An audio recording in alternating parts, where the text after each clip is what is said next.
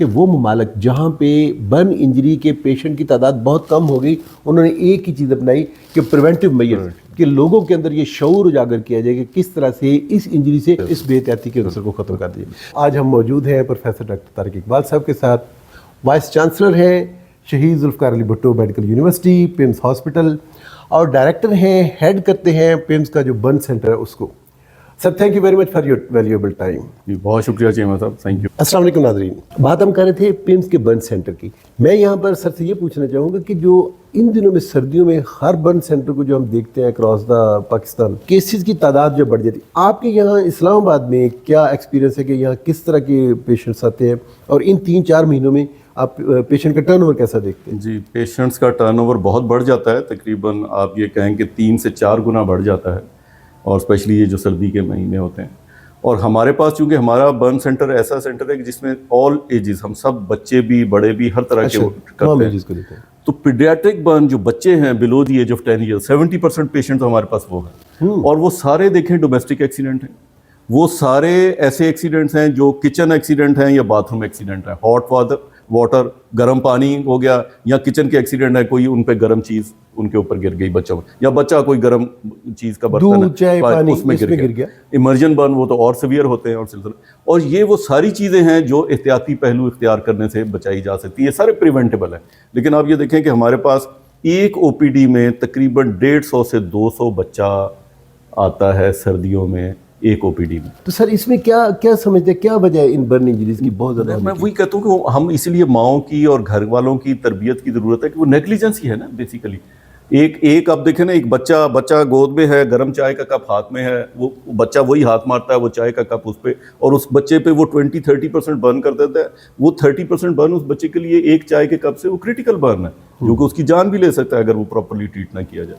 तो इतनी थोड़ी सी बेहतियाती, जो कि देखें आप हर इसी तरह टेबल पे चाय का कप पड़ा है या चाय का पॉट पड़ा है, बच्चा भागता हुआ आया, हाथ मारता है, वो उसके ऊपर स्पिल ओवर रहता है। ये कॉमन एक्सीडेंट घरों में हर जगह हो रहे हैं। क्या एक सबक देना चाहेंगे ऐसे पेरेंट्स को जिनके घर में बच्चे हैं इस हॉट पॉट के हवाले से, जितनी भी ये गर्म चीज़ें हैं, यानी बिल्कुल बच्चों की रीच से बाहर होनी चाहिए। ये पता सबको है, वो माएँ सबसे ज़्यादा परेशान हो रही होती हैं जब वो आती हैं कि जी वो नहीं होगा। लेकिन यही है कि इसकी मेरा ख्याल है कि हमें रिपीटेडली सोशल मीडिया पे और वैसे भी ये इतना, ताकि वो जिस तरह से एक ऐड आता है और ऐड आके वो बार बार हमारे जहन पे वो बिल्कुल एक नक्श छोड़ जाता है, तो इस किस्म की हमें कैंपेन चलाने की ज़रूरत है ताकि वो हर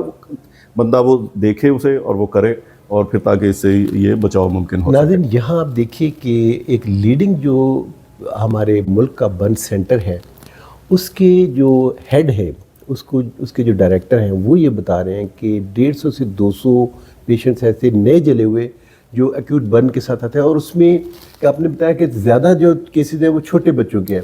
और छोटे बच्चों के क्या है जो क्रॉल करते हैं, जो भी जिन्होंने चलना शुरू किया है, और वो करते क्या है, वो गर्म दूध गर्म चाय उसको जाके हाथ मारते हैं, अपने ऊपर गिर जाता है। एक ही मैयर है, एक ही तरीका है, जिम्मेदारी, बेहतियाती छोड़िए। अगर मेरे और आपके घर में कोई बच्चा क्रॉल करने वाला है, अभी वो नया चलना उसने शुरू किया, तो उसकी दस्तरस में जहाँ उसका हाथ पहुँच सकता है, कोई गर्म पानी, गर्म दूध, गर्म चाय उसकी पहुंच तक ना रखें, वरना वो अपने ऊपर भी गिराएगा और आपको भी जख्मी करेगा। और जैसे तारिक इकबाल साहब ने कहा, इन बच्चों में 30% बर्न जो है वो एक्सटेंसिव बर्न गिरा जाता है। बच्चों में तो देखें ना 10% और बड़ों में 15%, ये क्रिटिकल बर्न्स होते हैं, क्योंकि ये एक्सट्रीम एजेस है। बच्चा हो या बड़ा हो, उसमें इम्यूनिटी भी उस तरह से डेवलप नहीं हुई, उसमें उसके प्रिवेंटिव जो उसने वो ले सकता है मेजर्स, वो उस तरह डेवलप नहीं हुए, और ये छोटे बन जाए 10 to 15% भी ये उनके लिए बाज़ का क्रिटिकल बन जाते हैं, एक्सटेंसिव बन जाते हैं। इस हवाले से और कुछ आप? जी, एक चीज़ और जो मैं कहना चाहूँगा, जो हमारी बच्चियाँ हैं जो किचन में काम करती हैं, और या जो आजकल जैसे एक बहुत कॉमन सा बर्न आता है, जो बच्चियाँ नहाने के बाद अपना बाल सुखाने के लिए हीटर के पास खड़ी हो गई हैं। अच्छा, लेकिन ये बड़ा प्रिवेंटेबल है, लेकिन वो ख्याल, अच्छा पीछे से उनकी शर्ट को आग लगी और वो बैग जलना शुरू हो गई। ठीक है ना जी, ये एक बहुत है। अच्छा, इसी तरह से जो किचन में है, दुपट्टा है, दुपट्टा लेके वो तो इन मैयत को दुपट्टा भी है तो उसको सर ही ढांप रहा है ना, सर पे बांध लिया जाए, इस तरह किया जाए कि वो लूज जो क्लॉथ ना करे। तो बच्चियों को भी बहुत एहतियात की जरूरत है कि जो हमारे पास फ्लेम बर्न्स आते हैं उसमें ये हमारे पास ये ज़्यादा यंग बच्चियां हैं, यंग ख़वातीन हैं, हमारी बहनें हैं, माएँ हैं, बेटियां हैं, और उनको ये सारी एहतियाती तदाबीर हैं जिनको वो इख्तियार करें, ये चीज़ें वो नहीं हो सकती।